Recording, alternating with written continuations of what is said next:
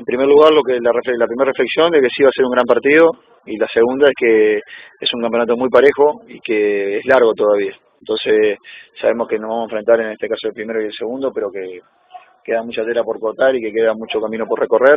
Debemos hacer un gran partido, seguramente nosotros, ante el equipo que ha jugado el mejor fútbol del torneo. En primer lugar, no tengo decidido si vamos a mantener ante la salida de Salinas, quién es el reemplazante de Salinas en la misma estructura, jugando con línea de 3, si puede ser Paredes, si puede ser Mansur o si hay alguna otra alternativa.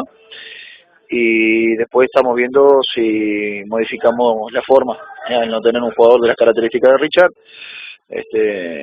si modificamos el sistema en el parado del equipo. Después la intención va a ser la misma, va a tratar de ser un equipo agresivo, que intente tener el control del juego ante un rival que hace exactamente lo mismo, que es un equipo agresivo y que trata de mantener el control del juego. Así que va a ser un tiro y afloje permanente.